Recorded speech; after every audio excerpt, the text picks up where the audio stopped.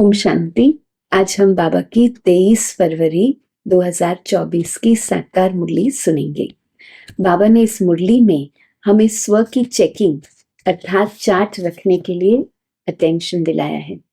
बाबा कहते चेक करो कि देहाभिमान में रहते हो तो फिर जरूर पीछे हट रहे हो, क्योंकि देही अभिमानी स्थिति रहेगी तो आगे बढ़ेंगे। देहाभिमान के वश तो कोई ना कोई विकर्म होता रहेगा, इसलिए पीछे हटते जाएंगे। बाबा ने आज कहा कि अंडरलाइन कराना है कि मनुष्य मत से ही मनुष्य की दुर्गति हुई है। बाप आकर इस समय हमें श्री मत दे रहे हैं, जिससे ही हमारी सदगति होती है। तो बाबा आकर हमें अपना परिचय कैसे देना है ये भी सिखा रहे हैं कि निराकार शिव बाबा है, ये परिचय हमें सबको समझाना है। उनको पूछना है कि अगर आप सर्वव्यापी कहते हो तो बेहद के बाप से वर्षा कैसे मिलेगा, बेहद के बाप से पावन कैसे बनेंगे। तो बाप का सत्य परिचय भी हमें जरूर देना है। आज बाबा ने कहा है कि बच्चे तुम्हें अपने दिल से पूछना है कि हम कितना सर्विस करते हैं, कितनों का कल्याण करते हैं, कितना यज्ञ की सर्विस करते हैं, क्योंकि इस चलन से हमारा क्या पद होगा ये चेकिंग करनी है। आज बाबा कहते बच्चे प्रण ले लो कि तुम्हें बाबा को याद करके दैवी गुण धारण करके पावन जरूर बनना है। बाबा ने आज भक्तों को याद किया कि वह भी कितनी मेहनत करते हैं, भक्ति करते हैं, जाप करते हैं, माला फेरते हैं, तो उसमें कितना समय देते हैं। तो बच्चों को भी ज्ञान योग की मेहनत करनी है, बच्चों को भी बहुत प्यार से बाबा को याद करना है। मुरली सुनते हैं। मीठे बच्चे अपना चार्ट रखो तो पता चले कि हम आगे बढ़ रहे हैं या पीछे हट रहे हैं। ये सूक्ष्म में चेकिंग जरूर करनी है। देहाभिमान हमें पीछे हटाता है, तो सूक्ष्म में भी अगर देहभान या देहाभिमान में आए तो बाबा कहते यह पीछे हटाता है आपको, और देही अभिमानी स्थिति हमें आगे बढ़ाती है। आज का प्रश्न है, सत्युग के आदि में आने वाली आत्मा और देरी से आने वाली आत्मा, उसमें मुख्य अंतर क्या है? क्योंकि हम उच्च पद प्राप्त करने के लिए पुरुषार्थ कर रहे हैं। तो बाबा कहते जो आगे में आने वाली आत्मा है, आदि में आने वाली आत्मा, उसकी निशानी, और जो पीछे आने वाली आत्मा है उसकी निशानी क्या? आदि में आने वाली आत्माएं सुख की चाहना जरूर रखती है, क्योंकि वो संपूर्ण सुख की दुनिया में आती है। तो बाबा कहते सुख की चाहना रखेंगी, क्योंकि सत्युग का आदि सनातन धर्म बहुत सुख देने वाला है और सबसे ज्यादा सुख आदि में है। देरी से आने वाली आत्माएं जो या तो सत्युग के अंत में या त्रेता के अंत में आने वाली आत्माएं हैं, तो बाबा कहते उनको सुख मांगना आएगा ही नहीं, वह शांति शांति मांगेंगी। बेहद के बाप से सुख और शांति का वर्षा हर आत्मा को प्राप्त होता है। ओम शांति। भगवानुवाच। अब जब भगवानुवाच कहा जाता है तो बच्चों को श्री कृष्ण बुद्धि में नहीं आता है। हमको बाप ने अपना परिचय दिया है, तो बाबा कहते हमें बुद्धि में शिव बाबा आता है। मूल बात ही है बाप का परिचय देना, क्योंकि बाप से ही वर्षा मिलता है। तुम ऐसे नहीं कहेंगे कि हम शिव बाबा के फॉलोअर्स हैं, नहीं, हम क्या कहेंगे, हम शिव बाबा के बच्चे हैं। हमेशा अपने को बच्चे समझो, शिव बाबा का बच्चा समझो। और कोई को ये पता ही नहीं है कि बाप टीचर और सदगुरु तीनों हैं। तुम बच्चे भी बहुत हैं जो भूल जाते हो, इसलिए बाबा अटेंशन दिलाते हैं कि हमें भी ये स्मृति रखनी है कि बाप टीचर सदगुरु तीनों हमारे साथ है। यह याद रहे तो अहो सौभाग्य, क्योंकि तीनों के द्वारा बाबा हमारी पालना कर रहे हैं। बाप को भूल जाते हैं, फिर लौकिक देह के संबंध याद आ जाते हैं। वह याद बाबा कहते आ जाते तो वह वास्तव में तुम्हारी बुद्धि से ये सब निकल जाना चाहिए। देह के संबंध, देह के पदार्थ, देह के साधन, ये सब बाबा कहते बुद्धि से निकल जाने चाहिए। एक बाप की ही याद रहे, और विशेष जब हम याद में बैठते हैं तो ये सब बुद्धि से निकल जाना चाहिए। एक बाप की याद रहे। तुम कहते हो त्वमेव माता पिता त्वमेव। अगर दूसरा कोई याद आता है तो फिर ऐसे नहीं कहेंगे कि सदगति में जा रहे हैं, क्योंकि सर्व संबंध बाबा से है। तो बाबा कहते हैं अगर दूसरा कोई याद आता है तो फिर ऐसे नहीं कहेंगे कि सदगति में जा रहे हैं। देह अभिमान में है तो दुर्गति ही होती है। दूसरा कोई याद आ गया तो वो देह अभिमान हो गया, तो बाबा कहते फिर दुर्गति होती है। देही अभिमानी हो तो सदगति होती है। कभी नीचे कभी ऊपर चढ़ते रहते हैं। बाबा हमारे चार्ट को देखकर हमें रिजल्ट सुनाते हैं कि इस समय कभी नीचे कभी ऊपर चढ़ते रहते हैं, कभी आगे बढ़ते हैं, कभी पीछे हटते हैं। अब बाबा हमारी चेकिंग सूक्ष्म में करा रहे हैं कि देह अभिमान में बहुत आते हैं, तो देह अभिमान हमारी स्थिति को पीछे हटाता है। इसलिए बाबा हमेशा कहते हैं चार्ट रखो तो पता पड़े कि हम आगे बढ़ रहे हैं या पीछे हट रहे हैं। सारा मदार ही याद पर है। नीचे ऊपर तो होता रहता है। बच्चे चलते चलते क्या हो जाता, थक जाते हैं। देह अभिमान में आते हैं तो जरूर थक जाते हैं। बाबा देखते हैं, बाबा इसलिए कहते फिर क्या करते, रड़िया मारते रहते हैं कि बाबा ये होता ये होता। उस समय बाबा कहते चेक करो, याद भूल जाती है। देह अभिमान में आने से फिर पीछे हटते हैं, कुछ न कुछ पाप कर्म करते हैं। याद पर ही सारा मदार है। याद में रहते हैं तो देही अभिमानी स्थिति हमारी बनी रहती है। याद से आयु बढ़ती है, इसलिए योग अक्षर नामी ग्रामी है। ज्ञान की भी बहुत सहज सब्जेक्ट है। बाबा रोज हमें ज्ञान समझा रहे हैं, तो बाबा कहते हैं ये तो सहज सब्जेक्ट है। बहुत है जिनको ज्ञान भी नहीं है, योग भी नहीं है। ये ज्ञान सुनते हैं लेकिन ज्ञान नहीं है, अर्थात ज्ञान धारण नहीं करते हैं। और उसका कारण क्या है, योग नहीं है। तो योग से ताकत नहीं है, भरते नहीं है योग बल। तो बाबा कहते हैं ये चेक करो कि अगर ज्ञान नहीं है, योग नहीं है तो क्या होता, बहुत नुकसान होता है। बहुतों से मेहनत नहीं होती। पढ़ाई में नंबरवार तो होते हैं। पढ़ाई से समझा जाता है कि कहाँ तक और किसकी सर्विस करते हैं। जितना हम पढ़ाई पढ़ते हैं, स्व की सर्विस करते हैं, उतना औरों की सर्विस कर सकते हैं। तो बाबा कहते हैं पढ़ाई से समझा जाता है। सबको शिव बाबा का परिचय देना है।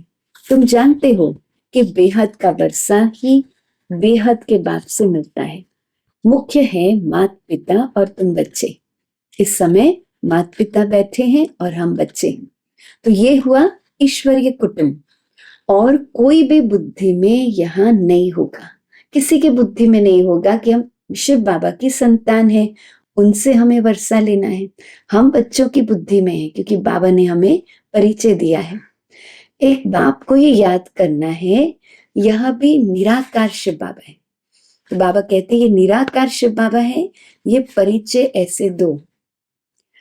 यह तो बेहद का बाप है, अब उनको सर्वव्यापी कैसे कहेंगे, भला उनसे फिर वर्षा कैसे पाएंगे, पावन कैसे बनेंगे, बन ही नहीं सकेंगे। सर्वव्यापी कहेंगे तो कैसे पावन बनेंगे, बाबा कहते बन ही नहीं सकेंगे। बाप घड़ी घड़ी कहते हैं मन मना भव, मुझे याद करो। यह कोई जानते ही नहीं है। श्री कृष्ण को भी वास्तव में सब नहीं जानते।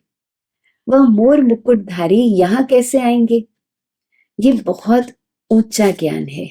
बाबा कहते बाबा जो नॉलेज दे रहे हैं ये बहुत ऊंचा ज्ञान है। ऊंचे ज्ञान में क्या होता, जरूर थोड़ी डिफिकल्टी भी होगी, क्योंकि इस ऊंचे ज्ञान का लक्ष्य भी बहुत ऊंचा है। तो उसको धारण करने के लिए और उस लक्ष्य पर पहुंचने के लिए बाबा कहते थोड़ी डिफिकल्टी होगी, मेहनत की आवश्यकता है। अब सहज नाम भी है, सहज ज्ञान योग भी कहा जाता है। तो बाप से वर्षा लेना तो सहज है, क्योंकि बाबा के बन गए तो वर्षे के अधिकारी बन गए। बच्चे डिफिकल्ट क्यों समझते हैं, बाबा प्यार से पूछते हैं क्यों समझते हैं, क्योंकि बाबा को याद नहीं कर सकते हैं। तो जब याद में नहीं रहते तो डिफिकल्ट हो जाता है। बाबा ने बच्चों की दुर्गति और सदगति का राज समझाया है। इस समय सब दुर्गति में जा रहे हैं। मनुष्य मत दुर्गति में ले जाती है। और ये है, हमें कौन सी मत मिल रही है? ये है ईश्वरीय मत। इसलिए बाबा कॉन्ट्रास्ट बनवाते हैं। बाबा ने किताबों में कॉन्ट्रास्ट बनवाया था। हर एक मनुष्य अपने से पूछे, हम नरकवासी हैं या स्वर्गवासी हैं? अब सत्य तो है कहाँ, परंतु मनुष्य कुछ भी समझते नहीं है। सत्य को कल्पना समझते हैं। अनेक मत हैं, तो अनेक मत से दुर्गति होती है और एक मत से, ईश्वरीय मत से सदगति होती है। तो ये बहुत अच्छा स्लोगन है। बाबा ने बहुत अच्छा स्लोगन दिया है जो हम औरों को सुना सकते हैं। मनुष्य मनुष्य की दुर्गति करता है, तो मनुष्य मनुष्य को दुर्गति में ले जाता है। एक ईश्वर ही सबको सदगति देते हैं। तो तुम शुभ बोलते हो ना, बाप की महिमा करते हो। यह सर्व का बाप है और सर्व का सदगति दाता है। तो बच्चों को बाप ने समझाया है। भल प्रभात फेरी निकालो।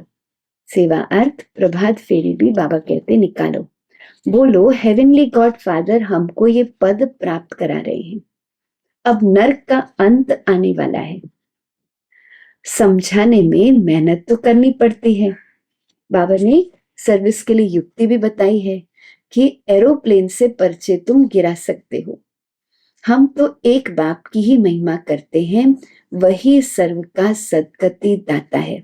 बाबा कहते, बच्चे मैं तुमको सदगति देता हूं। तो बाबा रोज हमको ईश्वरी श्रीमत देते हैं जिससे हमें सदगति प्राप्त होती है। फिर तुमको दुर्गति देने वाला कौन? बाबा कहते, पूछो। कहा जाता है आधा कल्प हेवन, आधा कल्प फिर हेल। तो रावण राज्य माना ही आसुरी राज्य। द्वापर से रावण राज्य शुरू होता, माना आसुरी राज्य नीचे ही गिरते आते हैं। क्यों नीचे गिरते हैं? उल्टी रावण की मत से। पतित पावन एक ही बाप है। हम बाप से अभी विश्व का मालिक बन रहे हैं। इस शरीर से भी मोह निकाल देना है। बाबा हमसे पुरुषार्थ करा रहे हैं विश्व का मालिक बनने के लिए। तो बाबा कहते हैं ये देह से भी, शरीर से भी मोह निकाल देना है। अगर हंस बगुले इकट्ठे होंगे तो मोह कैसे निकलेगा? हर एक की सर्कमस्टेंस देखी जाती है। हिम्मत है तो अपना शरीर निर्वाह आप ही कर सकते हो, फिर ज्यादा झंझट में क्यों फंसते हो? बाबा हमें युक्ति दे रहे हैं, बाबा हमें गाइड कर रहे हैं कि अगर बाबा कहते शरीर निर्वाह अर्थ आप कर सकते हो तो ज्यादा विस्तार, ज्यादा झंझट में क्यों फंसते हो? पेट बहुत नहीं खाता है, बस 2 रोटी खाओ और कोई फुरना नहीं। बाबा ने कौन सा फुरना दिया है? याद का। बाबा कहते और कोई फुरना नहीं। फिर भी अपने से प्रण कर लेना चाहिए। बाबा आज कहते हैं हमें अपने से प्रण कर लेना चाहिए। क्या प्रण करना है?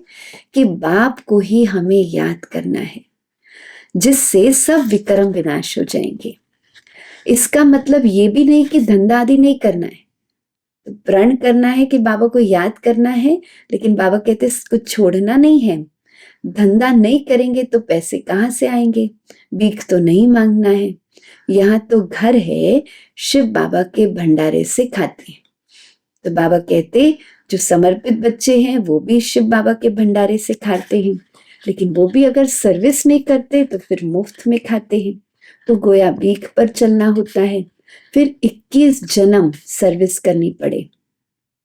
राजा से रंक तक सब यहाँ है। बाबा कहते सारी राजधानी यहाँ है।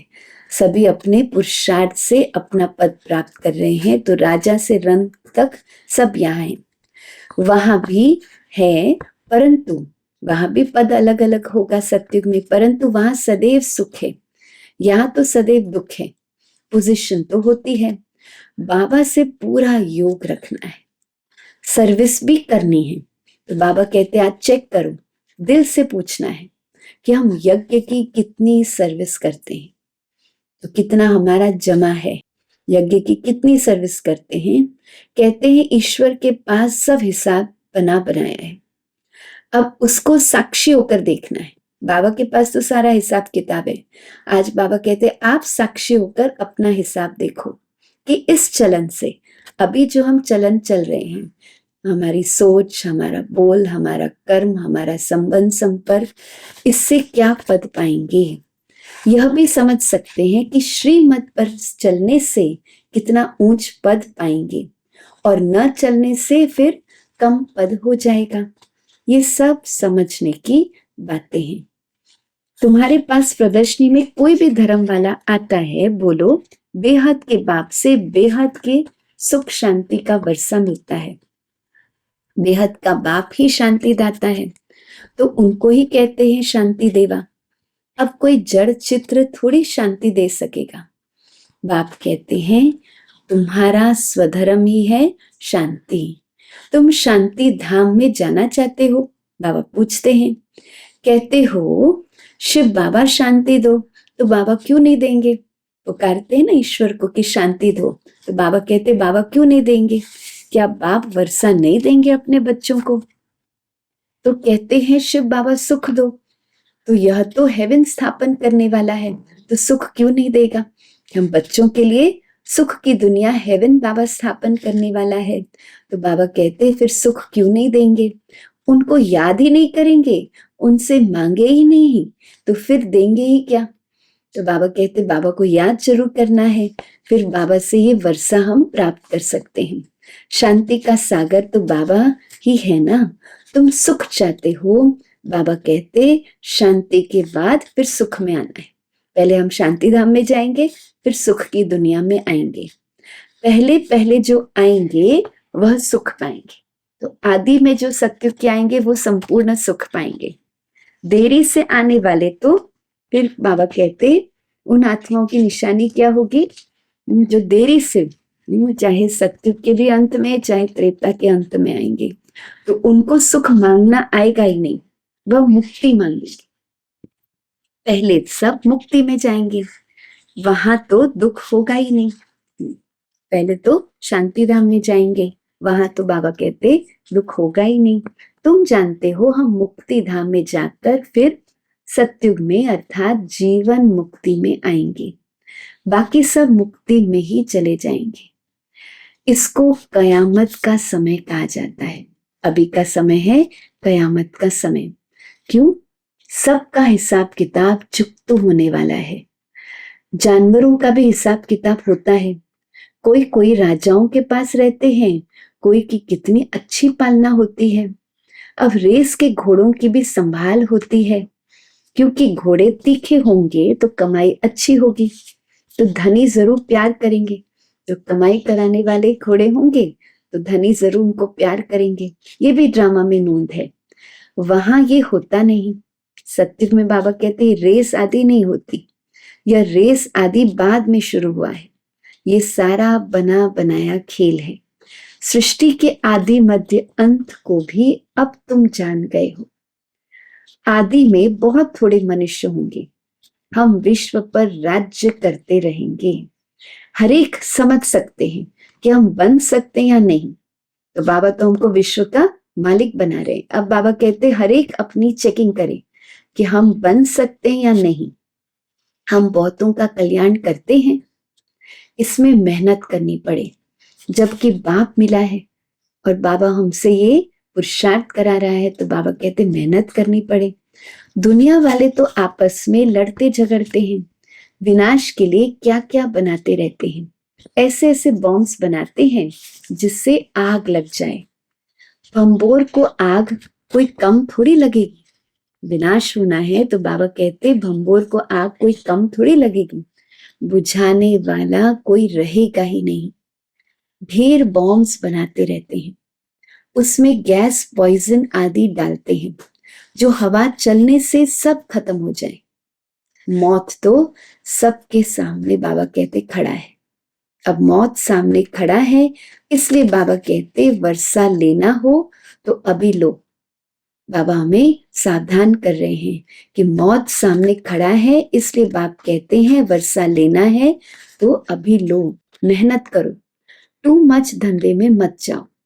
बाबा आज हमें इशारा दे रहे हैं कितना चिंतन रखना पड़े। बाबा ने इसको तो छुड़ा दिया, ब्रह्मा बाबा को तो बाबा ने छुड़ा दिया, अब ये छी दुनिया है। तुम बच्चों को बाप को याद करना है। तो बाबा आज याद के पुरुषार्थ पर कितना हमें अंडरलाइन करा रहे हैं कि तुम बच्चों को बाप को याद करना है तो तुम्हारे विक्रम विनाश हो जाएं और बाप से वर्षा ले लें। बहुत प्यार से बाबा को याद करना है। लक्ष्मी नारायण का चित्र देखने से दिल खुश हो जाती है। क्यों? क्योंकि ये तो हमारी एम ऑब्जेक्ट है। बल पूजा करते थे, पहले भी हम चित्र देखते थे, पूजा करते थे, परंतु ये थोड़ी मालूम था कि हम ये बन सकते हैं। कल पुजारी थे और आज पूज्य बन रहे हैं। बाबा आया है तो फिर पूजा छोड़ दी। बाप ने विनाश और स्थापना का साक्षात्कार कराया। ब्रह्मा बाबा को बाबा ने आदि में ही विनाश और स्थापना का साक्षात्कार कराया। हम विश्व के मालिक बनते हैं, ये सब तो खत्म होना है, तो हम क्यों ना बाप को याद करें। अंदर में एक की महिमा गाते रहते हैं। बाबा आप कितने मीठे हो। हम सब बच्चे एक बाबा की महिमा गाते रहते हैं। बाबा आप कितने मीठे हो। हम सबको कितने बाबा ने अनुभव कराए हैं, तो अनुभव से हम यह गीत गाते रहते कि बाबा आप कितने मीठे हो, प्यारे हो। तुम जानते हो हम सब आत्माओं का बाप वह एक ही है, उनसे ही वर्षा मिलता है। हम भक्ति मार्ग में उनको याद करते थे, वह परम धाम में रहने वाला है, इसलिए उनका चित्र भी है। अगर आया ही ना हो तो चित्र क्यों होता। शिव जयंती भी मनाते हैं तो बाबा कहते जयंती मनाते हो तो जरूर आया हुआ है। उनको कहा जाता है परम पिता परमात्मा, बाकी तो सब मनुष्य या उनको देवता कहा जाता है। शिव बाबा को ही परम पिता कहा जाता है, बाकी सबको मनुष्य या देवता कहा जाता है। सबसे पहले आदि सनातन देवी देवता धर्म था, पीछे और धर्म हुए। तो ऐसे बाप को कितना प्यार से याद करना चाहिए। भक्ति मार्ग में भी बहुत लड़ियां मारते हैं, लेकिन अर्थ कुछ भी नहीं जानते। जो आया वो महिमा करते रहते हैं। अनेक स्तुतियां हैं, बाप की स्तुति क्या करेंगे। तुम ही कृष्ण हो, तुम ही व्यास हो, तुम ही फलाना हो। हम भी ऐसे पहले करते थे कि तुम ही बाबा कहते, कृष्ण भी कहते थे, व्यास भी कहते थे तुम फलाना हो। तो ये तो वास्तव में क्या किया हमने, यह तो ग्लानि हुई। बाप का कितना अपकार करते हैं। बाप कहते ड्रामानुसार ये सब मेरा अपकार करते हैं और मैं आकर सर्व का उपकार करता हूँ, सर्व का सदगति दाता हूँ। तो सर्व की सदगति करता हूँ। मैं आया हूँ नई दुनिया स्थापन करने। यही हार जीत का खेल है। 5000 वर्ष का बना बनाया ड्रामा है, इसमें जरा भी फर्क नहीं हो सकता। ये ड्रामा का राज बाप बगैर कोई समझा नहीं सके। मनुष्य मत तो अनेक निकलती रहती है, देवता मत तो मिलती नहीं है, बाकी है मनुष्य मत। तो हर एक अपनी अकल निकालते रहते हैं। अब तुमको और कोई को भी याद नहीं करना है। आत्मा सिर्फ अपने बाप को याद करती है। तो बाबा कहते इसमें जरूर मेहनत करनी पड़े कि और कोई को भी याद नहीं करना है, आत्मा सिर्फ अपने बाप को याद करे। इसमें मेहनत करनी है। जैसे बाबा ने अपने भक्तों को याद किया है, जैसे भक्त भी मेहनत करते हैं, बहुत श्रद्धा से भक्ति करते हैं। जैसे वो भक्ति है, ऐसे तुम्हारी है ये ज्ञान की मेहनत। भक्ति में कम मेहनत करते हैं क्या। गुरु लोग कहते रोज 100 माला फेरो, फिर कोठरी में बैठ जाते हैं। माला फेरते फेरते घंटा लग जाता है। बहुत करके राम राम की ध्वनि लगाते हैं। यहाँ तो तुम बाप को बहुत प्यार से याद में करते रहते हो। याद में रहना है, बहुत प्यार से याद करना है। कितने मीठे ते मीठा बाबा है। सिर्फ कहते हैं मुझे याद करो और दैवी गुण धारण करो। तो बाबा सिर्फ कहते कि मुझे याद करो और दैवी गुण धारण करो। खुद करेंगे तब दूसरों को रास्ता बताएंगे। बाबा जैसा मीठा और कोई हो नहीं सकता। हम सबका ये अनुभव है कि बाबा जैसा मीठा और कोई हो नहीं सकता। कल्प के बाद तुमको मीठा बाबा मिला है, फिर पता नहीं ऐसे मीठे बाबा को क्यों भूल जाते हो।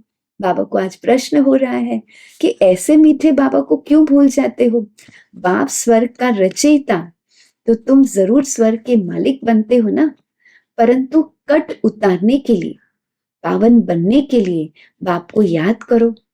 बाबा आज प्रश्न पूछ रहे हैं कि न याद करने की ऐसी कौन सी मुसीबत आती है बच्चों को, कारण तो बताओ। क्यों बाबा को याद करना बच्चों के लिए डिफिकल्ट है, तो कारण बताएंगे तो बाबा उसका निवारण भी दे देंगे।